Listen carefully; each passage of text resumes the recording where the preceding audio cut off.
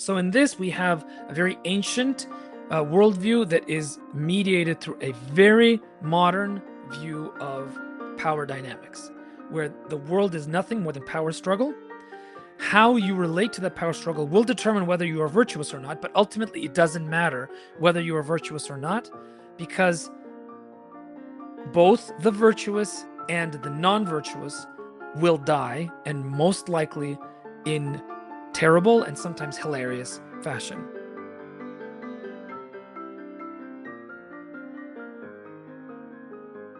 Hello, friends, and welcome to this episode of Fantasy for Our Time, where I talk about my reactions to various fantasy and sci-fi media. I have been a little bit irregular in my posting lately. Life has had its way with me. We've had a family death, and we've had some other things that we had to take care of that have been taking much of my time and attention away. But I am here now to finish my long promised, several times promised, final live stream on my experience of reading the sort of almost foundational, although people have attacked me for saying this, text of the Grimdark genre, which is Joe Abercrombie's first Law trilogy. Yes, if you're people who read Glenn Cook in the 80s, I understand that Joe Abercrombie is not the first. However, when they think of Grimdark, they think of either Mark Lawrence or Joe Abercrombie. And I have not yet read Mark Lawrence. I'm not sure if I will, as you will hear after today's video. But Joe Abercrombie I did, and I've done two videos, the first one of which was very positive on the first book in the series, in the first Law series, and the second one, which was still positive, but kind of wondering about how it's all going to end and whether or not Joe Abercrombie is going to do the thing that all fiction, all fantasy fiction, according to Tolkien, must do, and that is provide an experience of consolation or eucatastrophe, as Tolkien would have it, at the end of the story. Does it do that? You're about to find out. So, I finished about a month and a half, 2 months ago, the first Law series. It took me a little bit of time, and the last book is the thickest book. I listened to it on audiobook. It took me a very long time, and as I was reading it, I had similar experiences to the first two, in that they were unexpectedly and surprisingly insightful moments of character revelation that I felt were much more honest and much more truthful than a lot of fantasy fiction that purports to be more either not necessarily Christian, but more kind of traditional in nature. So this is a non-traditional genre. Grimdark is a very, very modern, I would even say post-modern genre. And yet it consistently, even in book 3, continues to provide insight into character, insight into the issues and problems of what it means to be human in a fallen, messed up world in ways that are far more interesting than much fiction, other fiction in this genre. Why is that? Well, it has to do, at least partially, with Grimdark being okay with talking about or demonstrating what philosophers generally talk about as the problem of evil. Now, we had a little bit of an interesting conversation in the Discord channel about the problem of evil and how the Orthodox tradition looks at the problem of evil and Christianity in general. And these sorts of interesting conversations happen on and off on the Discord server, which I'm about to revamp and up and make a little bit more user-friendly in the near future. So if I'm not on it, please let me know, and you want to be. Let me know, and I will send you an invitation and look for some more targeted and consistent interaction with me on there, including possibly even some ask me anything text chat sessions in the near future. So yes, back to the topic at hand. I was still struck in reading the third volume at how it continued to be very honest about the problem of evil, and it continued to be very insightful in its manner of addressing it. Now, I want to talk specifically about one scene. This is the scene where we finally get to the end of the war in the North. Anybody who has read this book knows what we're talking about. This is finally the long and protracted ending of a campaign that has been largely a waste of time for everybody involved, and was a result of an enemy incursion from a former ally into the lands where the story actually takes place. And here we have a kind of ragtag assembled army of Union Union regulars. The Union is the sort of central country in this story, if you guys haven't read it. And then they are supplemented by rebels from the north who are against this the guy who instigated the invasion, a guy who basically has proclaimed himself to be king in the north, has crowned himself, and is generally wreaking havoc by introducing a kind of orc-like species up into the north where they hadn't been before, and by using dark magic to further his ends, ultimately unsuccessfully, as through a long war of attrition, he loses people because of his cruelty, and eventually he also loses people because of the danger and the nastiness of the terrain, and just the sheer pig-headedness and hard-headedness of those who are up against him. At the very end, one of the main characters, one of the point of view characters in the story, Logan Ninefingers, encounters this rebel king, whom he used to serve. And we get a few flashbacks of how this rebel king, Bethod, his name is, used to take advantage of Logan's strange berserker fighting self. And as far as we know from the story up to this has been entirely a case of exploitation on the part of Bethod, who knows essentially how to kind of turn on this berserker status and get himself out of the way, as Logan basically becomes this incarnation of the god of war, whose only purpose in life is to kill, and there are no friends or foes. Everyone who stands anywhere near him is wheat for the scythe, so to speak.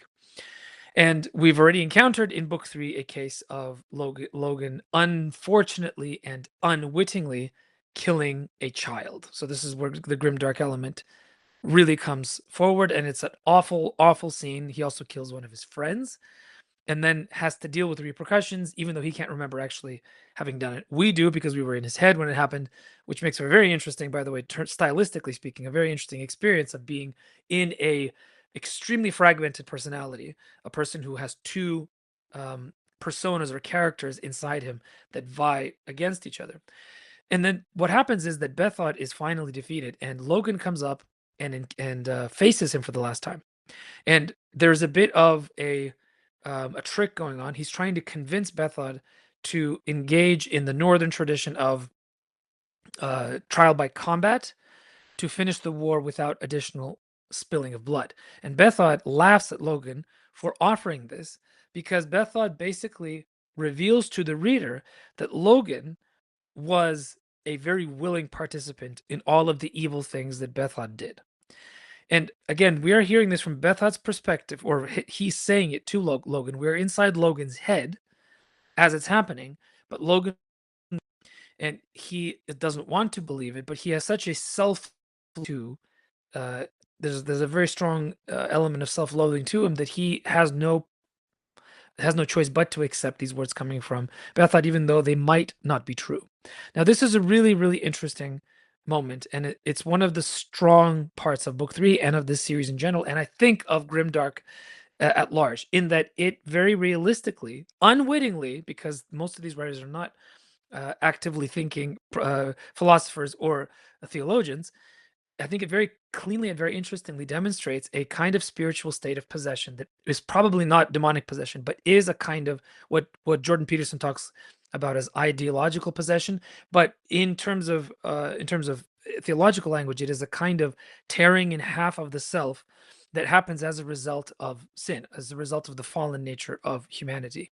The way that humans tend to encounter themselves along their spiritual journey, according to the fathers of the Christian Church, is by a gradual uncovering of their fallenness that increases the closer they get to God. And the idea here is that the closer you get to the light, the Son of Righteousness, the source of all that is good, the less the human being is able to hide the reality of himself.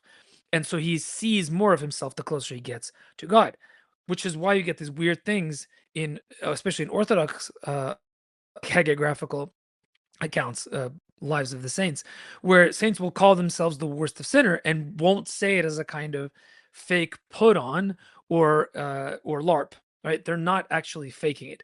They think that they're the worst of sinners because they're so close to the light. So there's nothing to hide behind. They see themselves as they are, and all the deepest, darkest, most corrupt parts of themselves are revealed. This revelation for Loken of himself follows a very similar kind of rhythm, except there is no sun, except he doesn't come closer to the truth.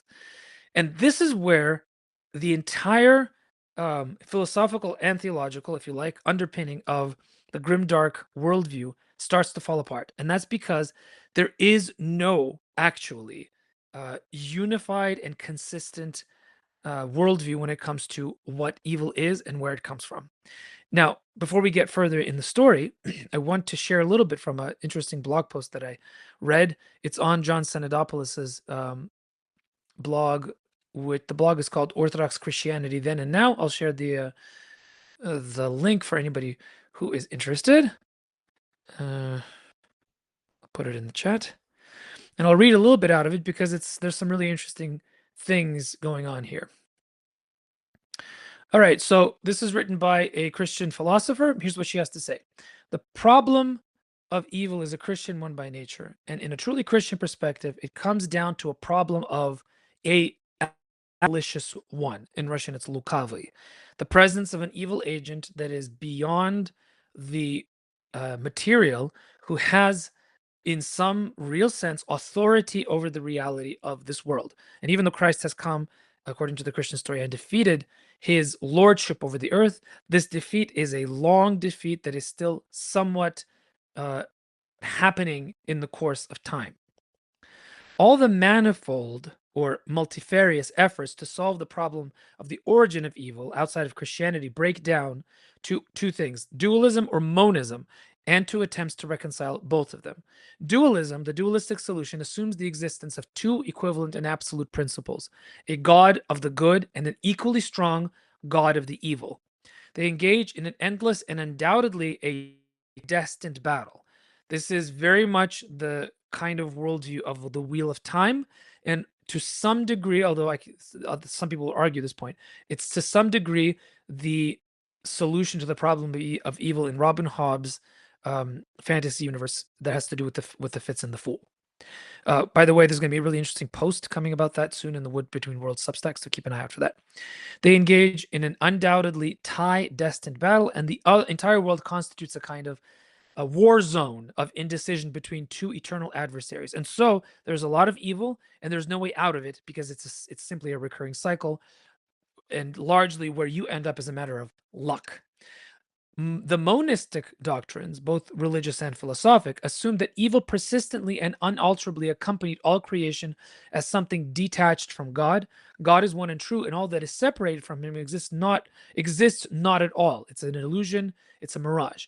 Evil and suffering, and therefore the entire world, is not real. It's a deceit, a delusion, and a phantasm. This is Hinduism, this is Buddhism, and so everything about this world is fallen. Everything. There is whatever little glimpses of good that exist are glimpses from a different world not exist. And so shedding this world, which is false, which is an illusion, is the entire purpose of existence, and becoming unified with the divine, which is completely outside of the world of shadows, this world.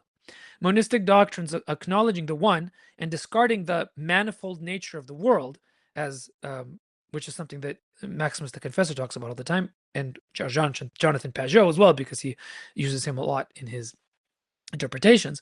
So this world, with all its sorrows and sufferings, prove as perfectly impotent when faced with the facticity of evil, which is present and effective in the world and experienced by all of us to a full extent. Now, the prevailing views of religious thinkers of the Eastern Christian Church on the nature of evil is that evil is something that is not a mirage, but a deficiency, a disorder, or an imperfection, something that by its nature cannot achieve the state of perfection. As far as its existence is concerned, the fall convinced that evil as such does not exist, as in there is no such thing as an essence of evil. an existence that is evil by its very nature. Rather, evil is a privation of existence, a lack of existence, which may sound similar to the monistic doctrine, except that we don't believe, Christians don't believe that the whole world is an illusion. Merely that the evil in it is a disorder of natural good that has been put into the world by a good creator. So, for example, we have Dionysius the Areopagite, who says this: evil as evil makes no single essence or birth, but only as far as it can pollutes and destroys the subsistence of things existing. For neither will the same by itself be both good and evil, nor the self-same power be of itself destruction and birth. All things which are, insofar as they are, both are good and from the good, but insofar as they are deprived of the good, are neither good nor do they exist. So the fact that birth is born from destruction is not a power of evil, but a presence of a lesser good, even as disease is a defect of order. Therefore, the fact that we live in a fallen world does not mean that the world itself is corrupt and evil. It means that in the principle of this world's existence, there is a fallenness, a disorder that sits at the source of it. So you cannot experience it outside of the reality of this fallenness. St. Maximus the Confessor says that evil is a perfect nothing, no thing, which as such exists at no time and in no way. St. Athanasius says, by what is then I mean what is good, inasmuch as it has its pattern in God who is, but by what is not I mean what is evil. So if it has no pattern in the God who is and the God who is good, it is therefore evil and it doesn't exist. This is confusing, especially when we think about the presence of an actual evil agent, a Lukave, an evil one, and the presence of the cosmology of the Christian faith. But the point here is that evil by itself has no intrinsic existence or power outside of God, meaning it only exists because God allows it, and it only exists as a twisting of God's own order and will. Now, most traditional myths that were written after the coming of Christ, and even some before, embrace this kind of worldview. It is the prerequisite for the hero's journey, for the ability of becoming someone that is transcendent of himself, more fully himself, by going into the underworld and coming out in a kind of resurrection. The journey that Christ himself embodied in real life as a historical enactment of ancient myth. Okay?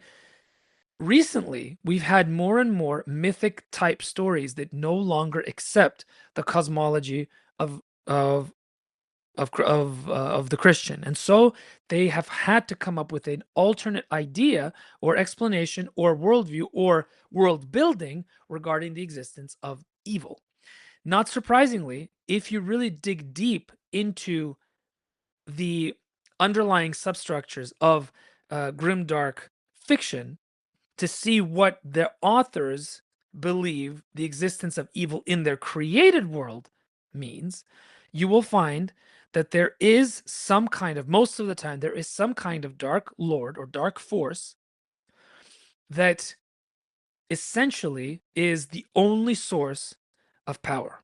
So they flip it. The entire world is ruled by a dark force. Sometimes that force is a deity, sometimes that force is impersonal and comes out in the forms of spiritual powers such as demons, which do appear actively in the grimdark literature that I've just read in Joe Abercrombie's book.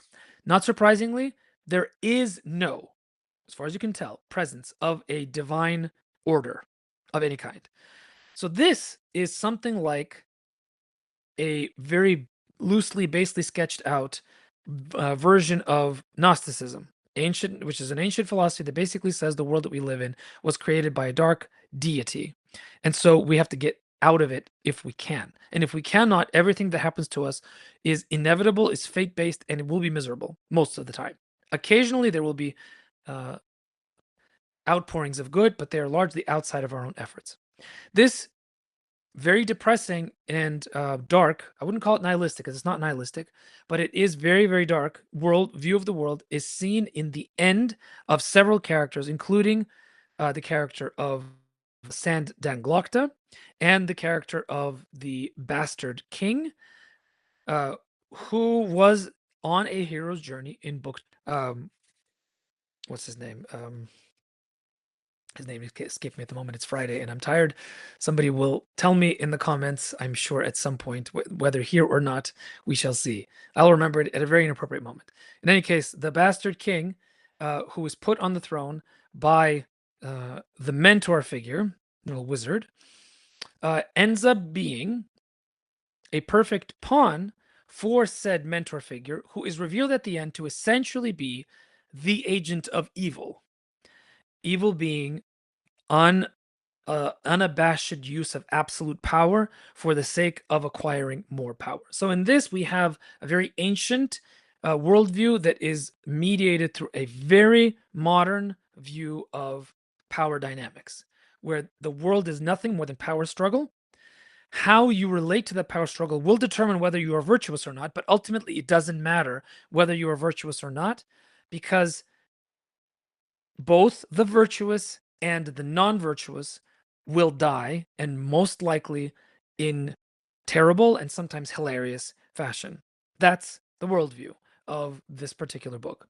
Sanglan Doctor shows this by becoming the torturer that he was meant to be. In the first two books and most of the third, he resists his job as much as he can and tortures others out of necessity, convincing himself, or rather fooling himself into believing that he is doing this because he is actually the victim, and he is. And so him doling out this kind of harsh justice is just a matter of tit for tat. It's fair. It's actually quite capital J just. At the end, though, he sees the actual workings of power and he embraces them. And as soon as he does, as soon as he becomes an agent of the evil power, he loses his position as impartial fulcrum point between virtuous and malicious. And the final scene we have of him, we don't see it happen, thank goodness, but he essentially embraces the joy, the pleasure of torturing others merely for the sake of torture. It's played for laughs, and it's very dark. If you're not paying attention and you're reading quickly, you might laugh together with him and think, oh, well, this was inevitable, but it's actually quite dark because he has been coming up to a decision point that the reader would not be foolish to think was leading to a kind of moral redemption arc. That redemption arc collapses. Now, as for the bastard king, I can't remember his name. Good grief, I'm getting old. He is put into power by this newly uncovered evil force who was the mentor figure at the beginning of the hero's journey, which flips the whole world and makes you realize this is a world run by a demiurge. And he is given an opportunity to assert his courage that he has been practicing through his hero's journey in book 2. Mostly unsuccessfully, but in a way that is very appealing and in a way that is very realistic in terms of how people actually navigate their own spiritual journeys in real life, a point I made in the previous video. But when push comes to shove, he cowers before the expression of power and believes himself incapable of counteracting it. And he embraces the path of cowardice as opposed to the path of courage. This is a really beautiful scene in one sense, in the sense that it's actually very sad and very dark, because you realize that things are not going to get better. They're going to continue as they have. And in fact, everything that has happened up to this point has been just a guy playing off different forces against each other. And there's no point to all the death and all the suffering. That's just how it is, because this is what happens when the powerful exert their power over the weak. Very dark. But it's clear that if the bastard king were to make a choice of courage, he probably would have been able to this evil force, because he's not immortal. He's difficult to kill, but he's not immortal. And it's definitely suggested that he could have taken a different path and chosen to stand up for himself, for his kingdom, and become a real king, a true vision of a monarch. The king returned as you have in the Return of the King for Tolkien, and he cannot do it. But what's so wonderful again about this is that it underlines the fact that, and a quite accurate fact, that huge historic momentous occasions are oftentimes moved on the tiny fulcrum of individual decisions, especially for people who are put in positions of influence and authority. And so for him, the Bastard King not being able to make this decision means that this world will be plunged back into the wheel of constantly repeating struggles between power and exploitation and etc., etc., etc. Finally, let me just make sure that I haven't missed anything. Finally, the real thing that got me at the end is that I was hoping that at least in one of the stories we would get something of a common moment of catharsis that we the readers could all embrace. And even if the world is a very dark place, the world of the created world of the story is a very dark place, we could at least see that for some people there is a way out, even if that way out is death, which is the whole paradigm of classic tragedy. If the world is run by an evil god, think about the classical tragedies in ancient Greece. Sometimes suicide, death, is the best way out, and in fact is the most noble way out, and it is a way to kind of redress the imbalance of the gods being not virtuous and having unlimited power over humans. There is a moment here that it might have happened, like I mentioned before, and I was hoping we would get at least one of the major point of view storylines allowing us to have this moment of catharsis, but every single character essentially either continues to spin inside their own very limited worlds, unable any longer to make any forward progress like they did in book 2, or they die, and their deaths are not meaningful. So ultimately, that great line, not with a bang but a whimper, this is the way the world ends, this is the way the world ends, this is the way the world ends, not with a bang but a whimper, is very much the heart of Grimdark as a genre. So in spite of the fact that it has unusually profound, and especially in this series, but in other series as well, I will bring to your example the oh gosh, what is that Canadian one? I'll remember. It's not a good day for me. Sorry, guys. There's been several Grimdark books that have shown pretty remarkable insight into the way that humanity, into human nature, real, honest, unflinching looks at both the darkness and the virtue that humanity is capable of. Ultimately, in the end, if we are to look at the story as a complete image of the world, which it can be, any book, any story, any myth in itself is a micro world. It's a microcosm. And so the way it ends is a reflection of how the people in the story, as well as the teller of the story, believe the world to work most of the time, unless the author's not really thinking about it, which can happen sometimes. This worldview does not allow for heroic catharsis, nor does it allow for the eucatastrophe of a Deus ex machina, both in the annoying sense, where it's undeserved, and in the Tolkienian sense of the eucatastrophe, where the good deeds done by a person early on in his life paying the toll of the underworld and allowing him to come back, defeat the dragon within and without, and come back home to restore home to a new order. This is not possible in the Grimdark world. The Grimdark world is a wheel and it keeps turning, and you will never, ever get out of it. And it doesn't allow for the wheel to be broken. Something like the Wheel of Time is not Grimdark, because it's at least allows for the possibility of coming out of the wheel, even if that doesn't happen ultimately at the end. I haven't read the series, so don't correct me if I'm wrong. I mean, do correct me if I'm wrong. I'm wrong not because I'm making that on purpose, that series, and probably never will. Different video for a different time.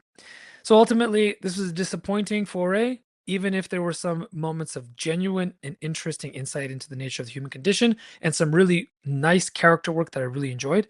And I'm going to take out of it for myself some techniques, some approaches, some world building kind of things that I think will work very well in my own writing. Don't worry, I'm not going all grimdark, but I am setting aside grimdark for a while, and not everything I'm going to read from now on is going to be light and airy and fairy. After all, I do owe you a continuation of Richard Swan's dark fantasy series. It's not grimdark, but it is dark, and we'll see how that goes in a bit. But for now, the kinds of things I've been reading on the tail end of it are quite different. I read some very bizarre and very unusual books probably next month. But in the meantime, what we're going to be focusing on here is two things. One is the Warhammer 40K live stream that Richard and I, or rather Father Seraphim and I, are going to do at the end of this month, and the book club meeting we will have with Dr. Michael Ward on June 2nd, which is a Monday. So get your copy of Planet Narnia, read it. It's a wonderful, wonderful book, and you'll probably want to read the Chronicles of Narnia immediately afterwards. I'm not going to stop you. I'm not sure if I will. We shall see. And do come and watch Richard and me talk about Warhammer 40K, even if you're not interested in Warhammer 40K. It's going to be a really fascinating discussion. And at the end of it, I'm going to tell you about my plans for the next few months. We are most likely going to Belarus for the summer, which doesn't mean that Patreon is going to sleep. It's not at all that. In fact, there's going to be much more Patreon content over the summer than there's going to be public content for people who are not patrons. So time, if you're watching this and you're not a patron, now is the time to join, because basically for the next few months I'm going to be doing nothing but Patreon, Substack, and my writing community, really focusing in on the people who still giving value to those who spend time with me. And we Dawson and we will have one more Zoom get together in person probably at the end of this month. I haven't set a date for that yet, but that's enough, people. And I've recently restarted my fiction mentorship with Christine Catherine Rush, which is for 20 and up. And Cantos of Arcadia is going to be done by the end of this month, which means that 30 and up are going to get signed physical copies of the book when it becomes available. So things are looking up, even as outside of work, things are going crazy. But that's life. What can you do? I got to run. I have to teach a class in 5 minutes, and I haven't had coffee in about 4 hours, which is a problem. But I love you all. Thank you all for coming. I like that Patreon has done this now. We have a live stream room inside Patreon. I'm going to use this more often. Enough of the YouTube problem. So it's good to see you all here. Good to have you all interacting in the chat, and I hope you do so even more in future. Have a wonderful weekend, and look for more content and stuff from me in the near future. All right, everyone. See you later.